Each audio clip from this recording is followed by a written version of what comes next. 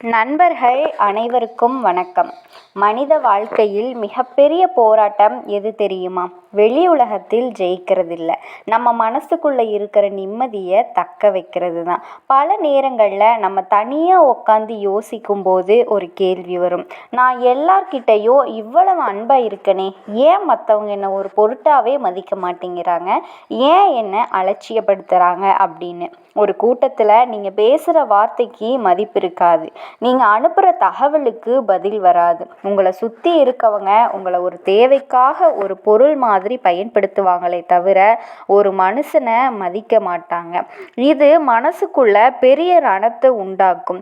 உடனே நம்ம என்ன செய்வோம், ஒருவேளை நம்ம மேலே தான் ஏதாவது ஒரு தப்பு இருக்கும் போல, இன்னும் கொஞ்சம் அதிகமாக அன்பு காட்டினா சரியாயிரும், இன்னும் கொஞ்சம் அவங்களுக்காக வேலை செஞ்சால் நம்மளை ஏற்றுக்குவாங்க அப்படின்னு நினச்சி நம்மளை நாமே இன்னும் தாழ்த்திக்கிட்டு இருப்போம்.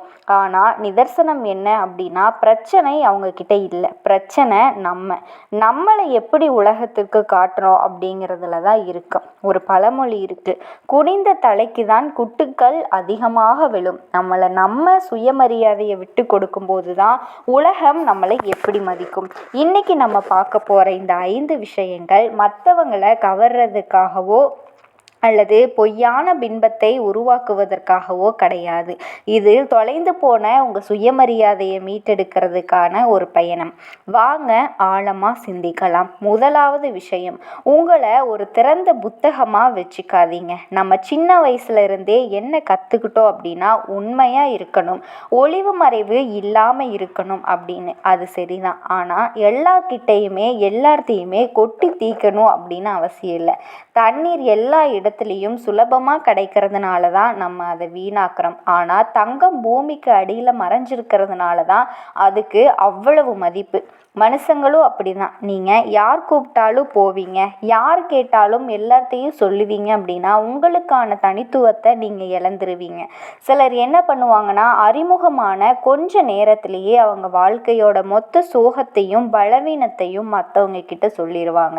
அவங்க என்ன நினைக்கிறாங்கன்னா, இதனால் ஒரு நெருக்கம் உருவாகும் அப்படின்னு. ஆனால் எதிரில் இருக்கவங்க அதை ஒரு பலவீனமாக தான் பார்ப்பாங்க. கொஞ்சம் கணிக்க முடியாதவராக இருங்க. உங்களினுடைய அடுத்த கட்ட நடவடிக்கை என்ன, உங்கள் மனசில் என்ன ஓடுது அப்படிங்கிறத எல்லாருக்கும் தெரியணும் அப்படின்னு அவசியம் இல்லை. உங்களுக்குன்னு ஒரு தனி உலகம், உங்களுக்குன்னு சில ரகசியங்கள் இருக்கட்டும். நீங்கள் பேசாத இருக்கும்போது தான் மற்றவங்க உங்களை கவனிக்க ஆரம்பிப்பாங்க. இவர் ஏன் அமைதியாக இருக்காரு, இவங்க மனசில் என்ன இருக்கும் அப்படிங்கிற அந்த கேள்வி மற்றவங்களுக்கு வரணும். அந்த மர்மம் தான் உங்கள் மேலே ஒரு ஈர்ப்பையும் மரியாதையையும் கொண்டு வரும். இரண்டாவது மற்றும் மிக முக்கியமானது, காலத்தை மதிக்கிறது. நம்ம நினச்சிட்ருக்கோம் நம்மக்கிட்ட நிறைய நேரம் இருக்குது அப்படின்னு. ஆனால் உண்மை என்னன்னா, காலம் அப்படிங்கிறது வெறும் கடிகாரம் கிடையாது. அது உங்களினுடைய ஆயுள், அது உங்களினுடைய உயிர். நீங்கள் ஒருத்தருக்காக 1 மணி நேரம் செலவு பண்ணுறீங்க அப்படின்னா திரும்ப பெறவே முடியாத உங்கள் உயிரோட ஒரு பகுதியை அவங்களுக்காக வெட்டி தரீங்கன்னு அர்த்தம். ஆனால் நம்ம என்ன பண்ணுறோம், மற்றவங்க கூப்பிட்ட குரலுக்கு நம்ம வேலையெல்லாம் தூக்கி போட்டுட்டு ஓடுறோம். ஃபோன் அடித்தா அடுத்த வினாடியே எடுத்து பேசுகிறோம். இதுக்கு பேர் நல்லவராக இருக்கிறது இல்லை, இதுக்கு பேர் கிடைக்கப்படுபவராக இருக்கிறது. Being available. எப்பவும் கிடைக்கிற பொருளுக்கு சந்தையில் மதிப்பு குறைவு. நீங்கள் உங்கள் நேரத்துக்கு மதிப்பு கொடுக்கலனா வேற யாரும் கொடுக்க மாட்டாங்க. இதுக்காக திமிராக இருக்கணும்னு அவசியம் இல்லை, ஆனால் உறுதியாக இருங்க. நீங்கள் ஒரு முக்கியமான வேலையில் இருக்கும்போதோ அல்லது நீங்கள் ஓய்வெடுத்துட்டு இருக்கும்போதோ மற்றவங்களுக்காக அதை தியாகம் செய்யாதீங்க. இப்போ எனக்கு கொஞ்சம் வேலை இருக்குது, நான் அப்புறமா பேசுகிறேன் அப்படின்னு சொல்கிறதுல தப்பே கிடையாது. நீங்கள் உங்கள் நேரத்தை ஒரு பொக்கிஷமாக பாதுகாத்தாதான் மற்றவங்க உங்கள் நேரத்தை வீணாக்க பயப்படுவாங்க. இவர்கிட்ட பேசணுன்னா அதுக்கு ஒரு நேரம் காலம் இருக்குது அப்படிங்கிற எண்ணம் அவங்களுக்கு வரணும். மூணாவது விஷயம், தாழ்வு மனப்பான்மையோட அடையாளம். காரணம் இல்லாமல் மன்னிப்பு கேட்குறது. கவனித்து பாருங்கள், சிலர் பேச ஆரம்பிக்கும் போதே தப்பாக எடுத்துக்காதீங்க, மன்னிச்சிருங்க அப்படின்னு தான் ஆரம்பிப்பாங்க. நீங்கள் வழியில் போகும்போது யாராவது இடித்தா சாரின்னு நீங்கள் சொல்கிறீங்களா? ஏன் நீங்கள் இந்த பூமியில் வாழ்கிறதுக்கு யார்கிட்டையோ அனுமதி வாங்க தேவையில்லை. நீங்கள் ஒரு கருத்து சொல்கிறதுக்கோ இல்லை ஒரு கேள்வி கேட்குறதுக்கோ மன்னிப்பு கேட்க வேண்டாம். தேவையில்லாமல் மன்னிப்பு கேட்கும்போது நீங்கள் உங்களை அறியாமையே ஒரு செய்தியை மற்றவங்களுக்கு சொல்கிறீங்க. நான் உங்களுக்கு தொந்தரவனாக இருக்கணும் அப்படின்னு பயமாக இருக்குது, தயவு செஞ்சு என் மேலே கோவப்படாதீங்க அப்படின்னு கெஞ்சுற மாதிரி அது இருக்கும். தவறு செஞ்சால் மன்னிப்பு கேட்கலாம், அது பண்பு. ஆனால் நீங்களாக இருக்கிறதுக்கு மன்னிப்பு கேட்காதீங்க. உங்கள் வார்த்தையில் ஒரு பணிவு இருக்கலாம், ஆனால் ஒரு நடுக்கம் இருக்கக்கூடாது. தலை நிமிர்ந்து நில்லுங்க. நான் தாமதமாக வந்ததுக்கு மன்னிச்சிருங்கன்னு சொல்கிறத விட நான் வர்ற வரைக்கும் காத்திருந்ததுக்கு நன்றின்னு சொல்லி பாருங்க. அந்த ஒரு வரி மாற்றம் உங்களை ஒரு ஆளுமையாக காட்டும். 4வது, மௌனம்.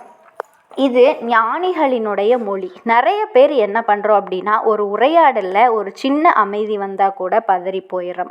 அந்த அமைதி புடைக்கிறதுக்காக சம்மந்தமே இல்லாமல் ஏதாவது ஒன்று பேசுகிறோம், உளறோம். மற்றவங்க நம்மளை பற்றி தப்பாக நினச்சிடக்கூடாது அப்படிங்கிறதுக்காக கேட்காத விளக்கங்களை எல்லாமே கொடுக்குறோம். ஆனால் நல்லா யோசிச்சு பாருங்கள், யார் ஒருத்தர் நிதானமாக குறைவாக பேசுகிறாங்களோ அவர் சொல்கிற வார்த்தைகளுக்கு அதிக மதிப்பு. வெற்று பாத்திரம் தான் அதிக சத்தம் போடும், நிறைந்த குடம் தழும்பாது. யாராவது உங்ககிட்ட ஒரு கேள்வி கேட்டால் படப்படன்னு பதில் சொல்லாமல் ஒரு வினாடி தாமதித்து நிதானமாக பதில் சொல்லுங்கள். அவங்க பேசுகிறத இடைமறிக்காமல் முழுசாக கேளுங்க. நீங்கள் அமைதியாக இருக்கும்போது உங்களை சுற்றி ஒரு கம்பீரம் உருவாகும். அந்த மௌனம் பல நேரங்களில் 1000 வார்த்தைகளை விட வலிமையானது. உங்கள் மௌனம் எதிரில் இருப்பவர்களை சிந்திக்க வைக்கும். இவரை நம்ம சுலபமாக எடை போட முடியாது அப்படிங்கிற ஒரு பயம் கலந்த மரியாதையை அது உருவாக்கும். கடைசியாக 5வது மிக முக்கியமான விஷயம், பற்றற்ற நிலை.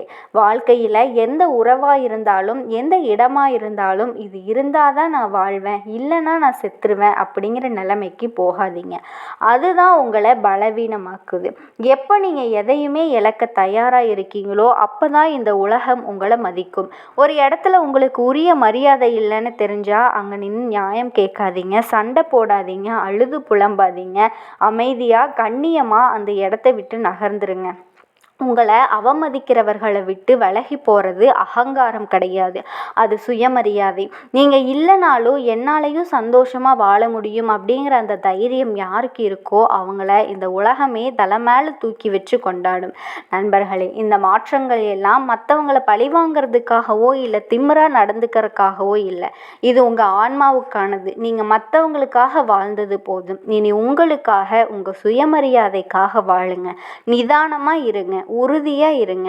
உங்களை நீங்கள் மதிச்சாதான் இந்த உலகம் உங்களை மதிக்கும். சிந்திச்சு பாருங்க.